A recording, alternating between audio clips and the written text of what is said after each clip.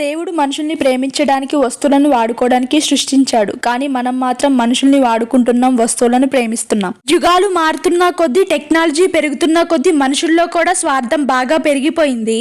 పక్కన మనుషులు లేకపోయినా పర్లేదు కానీ చేతిలో ఫోన్ లేకపోతే బ్రతకలేని రోజులైతే వచ్చాయి. తాగటానికి నీళ్లు లేకపోయినా పర్లేదు కానీ బైకులు, కార్లలో పెట్రోల్, డీజిల్ వాటి పోసి మరీ తిరుగుతున్నాము. అవి లేకపోతే ఒక్క నిమిషం కూడా ఇటు నుంచి అటు కూడా కదలలేము. పీల్చడానికి గాలి లేకపోయినా పర్లేదు కానీ ఏసీ లేకపోతే ఒక్క నిమిషం కూడా ఉండలేని రోజులైతే వచ్చేసాయి. వీటన్నిటికీ అలవాటు పడడమే తప్పురా బాబు అంటే మళ్ళీ వాటిల్లో రేంజ్లు కూడా. ఐఫోన్లంట, కార్లలో అయితే చెప్పనవసరమే లేదు.